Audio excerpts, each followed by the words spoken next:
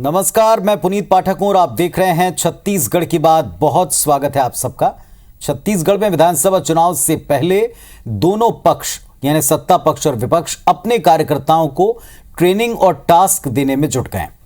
सत्तारूढ़ कांग्रेस राष्ट्रीय नव संकल्प शिविर जो उदयपुर में हुआ, इसके बाद अब राज्य में भी इस तरह के शिविरों के जरिए और बीजेपी अपने कार्यकर्ताओं को ट्रेनिंग के जरिए यानी ट्रेनिंग शिविर के द्वारा केंद्र सरकार के कामों का प्रचार और पार्टी प्रोग्राम को आगे बढ़ाने की कवायद में जुटे। नाम और तरीके भले ही आपको अलग अलग लगें, लेकिन लक्ष्य दोनों पक्षों का एक है। कौन अपने लक्ष्य को प्राप्त कर पाता है, कितना कामयाब हो पाता है, ये बाद की बात है। फिलहाल इस बात पर हम चर्चा करेंगे कि किस शिविर का जमीन पर कितना बेहतर क्रियान्वयन है और कितना बेहतर असर है। और इस वक्त हमारे साथ इस विषय पर चर्चा करने के लिए दोनों पक्षों से दो बड़े ही प्रखर वक्ता और नेता जुड़े हुए हैं। सुरेंद्र शर्मा जी हैं, कांग्रेस पार्टी का पक्ष रखेंगे, और संजय श्रीवास्तव जी हैं जो भारतीय जनता पार्टी की तरफ से बात रखेंगे। इन दोनों से हम जो अलग अलग शिविर चल रहे हैं इनके असर पर बात करेंगे। पहले एक रिपोर्ट दिखाते हैं।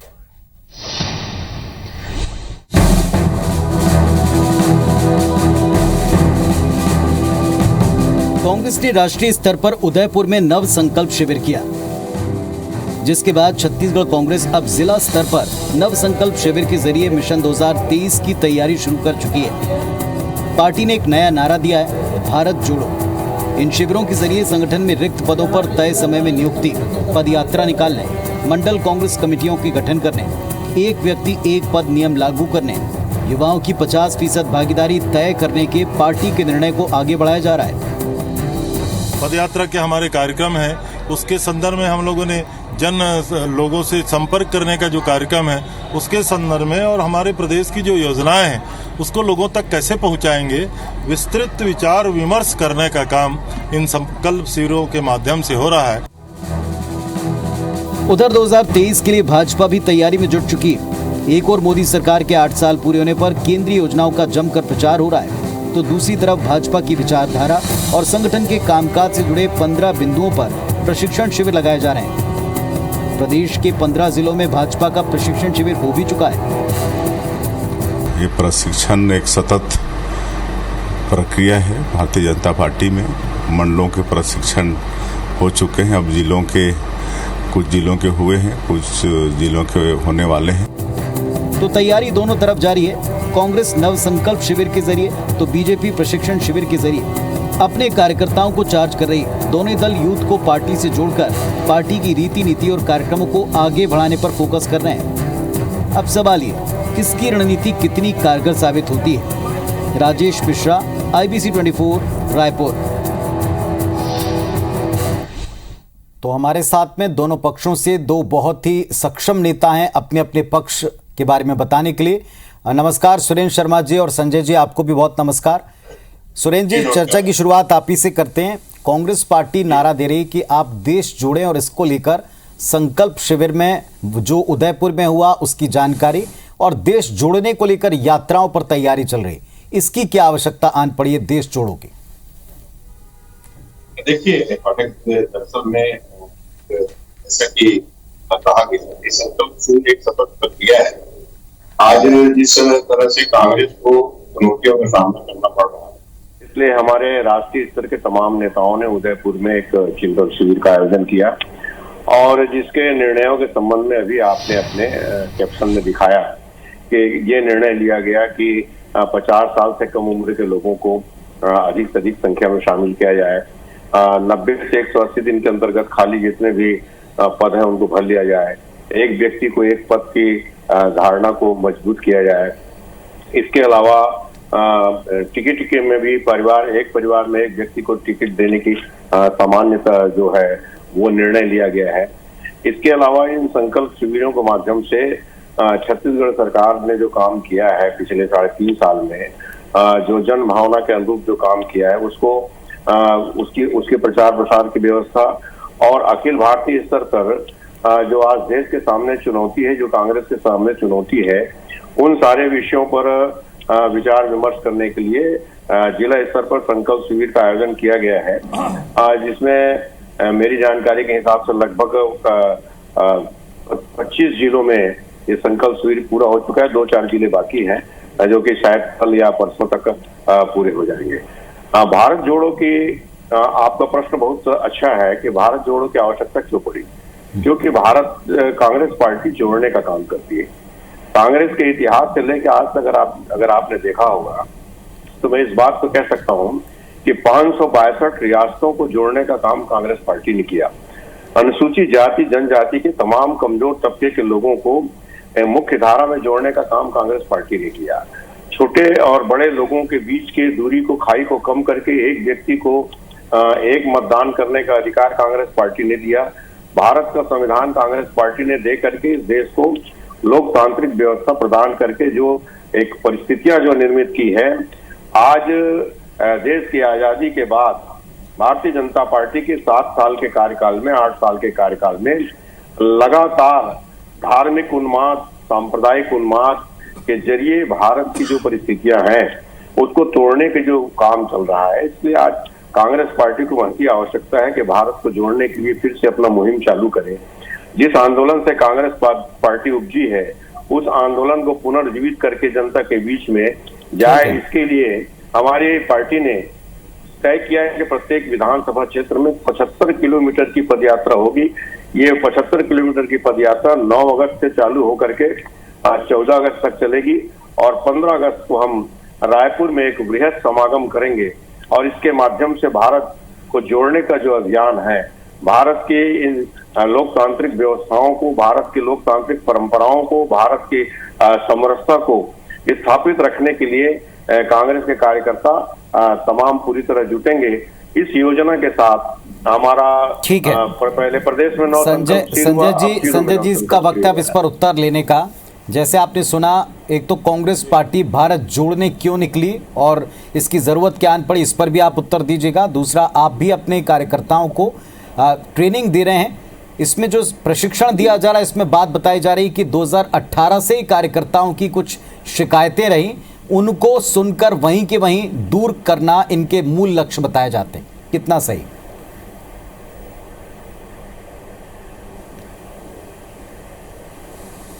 देखिए पुनीत जी, एक ऐसी पार्टी जो बहुत पुरानी पार्टी है वो देश जोड़ने की बात कर रही है, लेकिन पार्टी के कार्यकर्ताओं को जोड़ नहीं पा रहे हैं, पार्टी के लोगों को रोक नहीं पा रहे हैं दूसरी ओर जाने से, और वो देश जोड़ने की बात कर रहे हैं।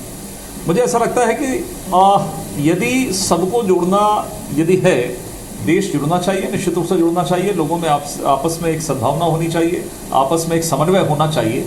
लेकिन ये सब जो देश में तब हो सकता है जब लोकतंत्र जीवित होगा।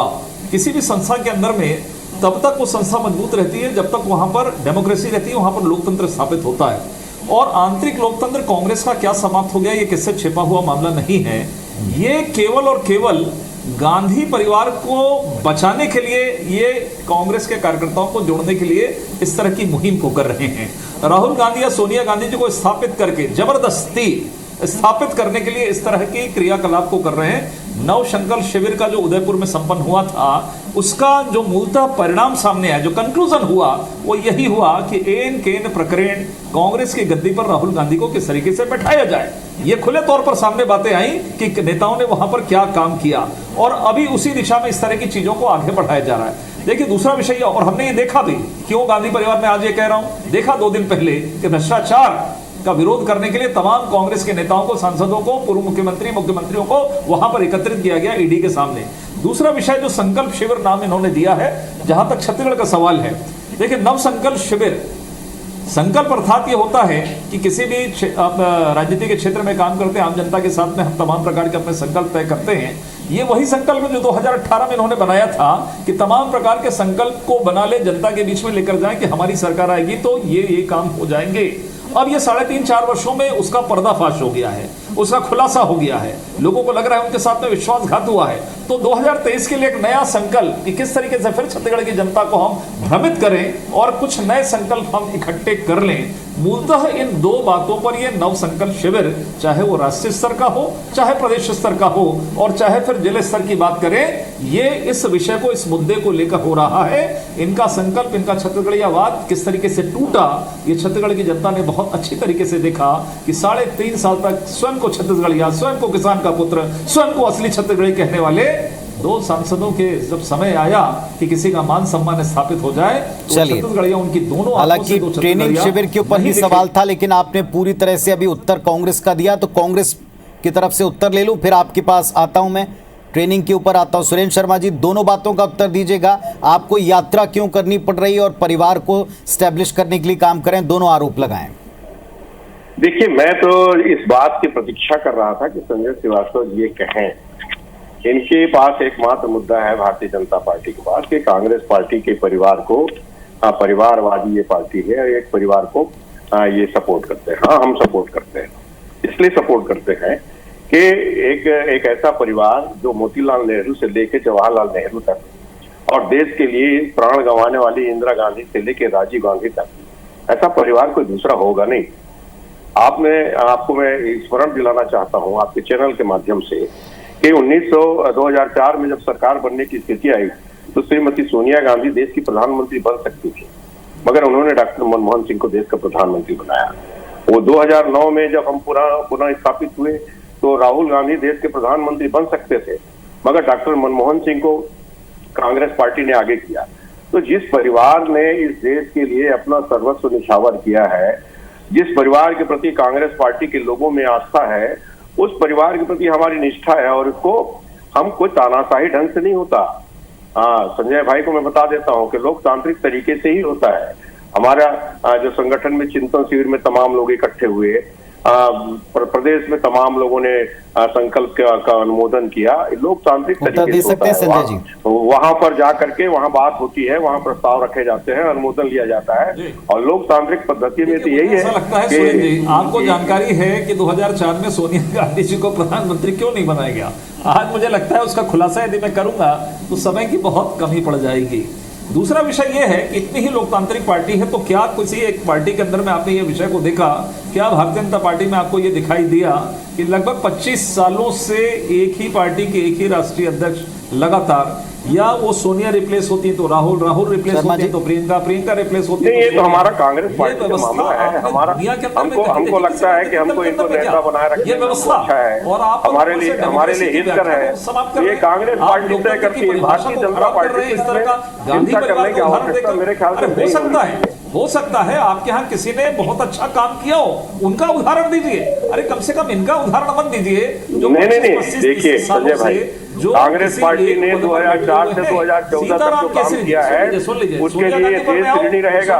सूचना के अधिकार से लेकर भोजन का अधिकार, शिक्षा का अधिकार और जो तमाम अधिकार कांग्रेस पार्टी ने दिए, भूमि अर्जन कानून जो लागू किया, इन सारे चलिए ठीक है संजय जी, अब थोड़ा सा भारतीय जनता पार्टी के प्रशिक्षण शिविर पर भी आप बात कर लीजिएगा, उसका भी उत्तर दीजिएगा। क्या यहाँ कार्यकर्ताओं की नाराजगी वाले शिविर हैं जिसे आप रूटीन प्रोसेस बता रहे हैं? क्योंकि रूटीन में एक सवाल उठता रहा, चेहरे को लेकर रूटीन में सवाल उठता रहा, बड़े नेताओं की प्रति नाराजगी का रूटीन में सवाल उठता रहा, निष्क्रियता का। क्या ट्रेनिंग में आप इन बातों के उत्तर ढूंढ रहे हैं?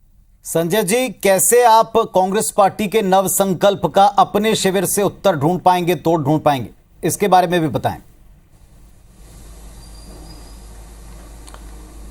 देखिए, मैंने पुनीत जी नव संकल्प शिविर की वस्तु स्थिति को मैंने आपके सामने रखा और ये पूर्णतः सत्यता है कि आखिर क्या विषय है। खैर ठीक है, वो अपना काम करें, हमें कहीं कोई आपत्ति नहीं है, लेकिन कम से कम प्रदेश की जनता और देश की जनता को भुलावे में नहीं रखना चाहिए और उनके साथ में विश्वासघात नहीं होना चाहिए। एक परिवार की सेवा आप कर रहे हैं, आप जनता के बीच में जाते हैं, जनता के बीच में ईमानदारी के साथ में जाना चाहिए और लोकतंत्र की गलत व्याख्या नहीं करना चाहिए, पहली चीज। दूसरा विषय देखिए ऐसा है कि हम चूंकि इस प्रदेश के अंदर यदि हम बात करें तो हम दो ही एक दल हैं जो एक दूसरे के प्रमुख दल के रूप में काम करते हैं। इस प्रदेश में हम 15 साल सरकार में रहे और कांग्रेस तमाम गलत वादों के साथ में प्रदेश में सत्ता उन्होंने हासिल किया है और ये उनकी प्राथमिकता होनी चाहिए, ये उनकी न्याय होना चाहिए कि जो उन्होंने वादा किया, मुख्य वादे, उन वादों को कम से कम ये पूरा करें। शराबबंदी की बात करें या बेरोजगारी भत्ते की, दो प्रमुख मुद्दों को वो आज हील हवाला कर रहे हैं, इसलिए कांग्रेस पर बड़ा एक प्रश्न चिन्ह है। लेकिन फिर भी इन मुद्दों के साथ में हमारी एक तैयारी है, हम लगातार इस पर काम कर रहे हैं।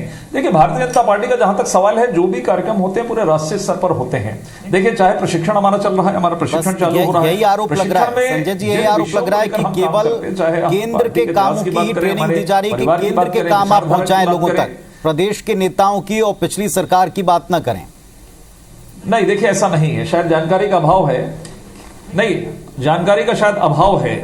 मुझे लगता है माननीय मोदी जी के 8 वर्ष जो हुए, स्वर्णिम 8 वर्ष जो हुए हैं, वो सेवा, सुशासन और गरीब कल्याण, ये 15 दिन का एक हमारा पखवाड़े का कार्यक्रम है। इन कार्यक्रमों के तहत उन कार्यक्रमों को लेकर हम जनता के बीच में जा रहे हैं। यदि केंद्र की सरकार काम करती है, पूरे देश के लोगों के लिए काम करती है, और उसमें छत्तीसगढ़ के भी जो गरीब लोग हैं उनने भी इसका लाभ लिया है। चाहे पीएम आवास योजना की बात करें, चाहे हम आयुष्मान भारत की बात करें, चाहे हम प्रधानमंत्री गरीब कल्याण की बात करें, चाहे हम डीबीटी के माध्यम से जो पूरा पैसा जो राजीव गांधी जी खुद स्वीकार करते थे कि मैं 1 रुपए भेजता हूं 15 पैसे आता है, आज डीबीटी के माध्यम से, डायरेक्ट बेनिफिट ट्रांसफर के माध्यम से 100 रुपए का 100 पैसा आता है। इन तमाम विषयों को लेकर हम जनता के बीच में जा रहे हैं। क्या केंद्र की बड़ी सरकार जो भारत सरकार होती है, वो यदि आम जनता के दुर्दर्द को, किसानों की सम्मान निधि, तमाम प्रकार के विषय, सैकड़ों ऐसी योजनाएं हैं जो कांग्रेस ने कभी सोचा नहीं, उन कार्यों को लेकर हम जा रहे हैं कि वास्तव में हमारी सरकार यदि देश के अंदर में तो काम कर रहे हैं। देश प्रदेश एक ही होता है, कोई अलग विषय नहीं है। केंद्र मदद करती है, देश काम करता है, लेकिन इस प्रदेश के अंदर में भी हमने जो 15 वर्ष काम किया, अब मैं कहां से प्रारंभ करूं?